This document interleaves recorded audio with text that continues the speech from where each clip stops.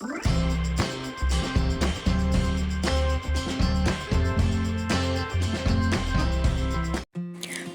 এসেছে নতুন জামাই, তাকে খাওয়াবো নওয়াবি সেমাই। আসসালামু আলাইকুম, সবাইকে স্বাগতম উম্মেস কিচেনে। আমার আজকের রেসিপি নওয়াবি সেমাই।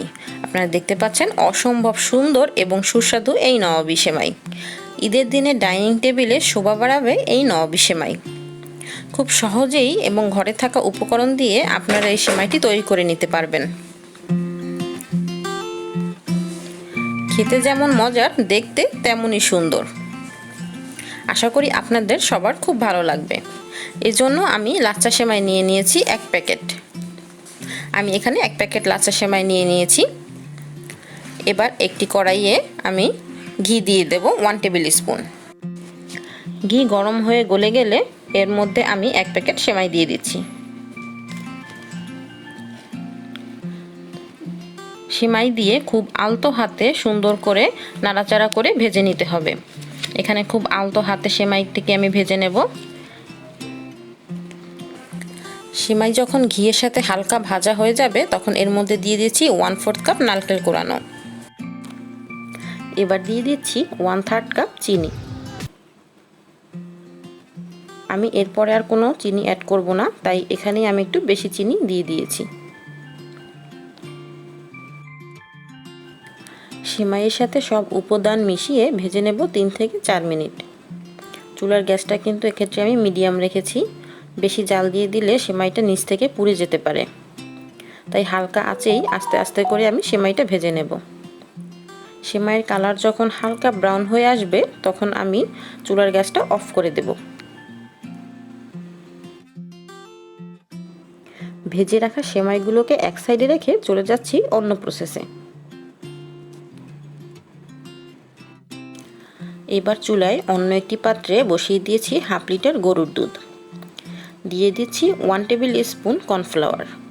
চুলার জালটা কিন্তু এখন আমার অফ করাই আছে। আমি কর্নফ্লাওয়ারটা গরুর দুধের সাথে খুব ভালোভাবে মিশিয়ে নিচ্ছি।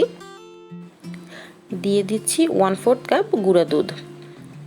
এক্ষেত্রে দুধের স্বাদটা চেঞ্জ হয়ে যাবে, গুঁড়া দুধ দেওয়ার কারণে খেতে খুব মজার হবে।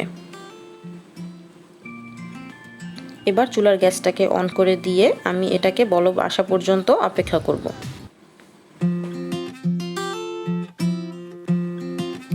এ পর্যায়ে দিয়ে দিচ্ছি 1/4 কাপ কনডেন্সড মিল্ক।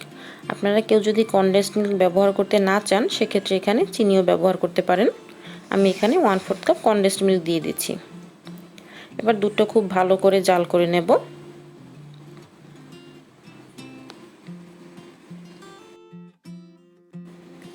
দুধের স্বাদটাকে দ্বিগুণ করার জন্য আপনারা এর মধ্যে দিয়ে দিতে পারেন ছানা, তবে আমার কাছে ছিল না বিধায় আমি এটাকে স্কিপ করে গেলাম।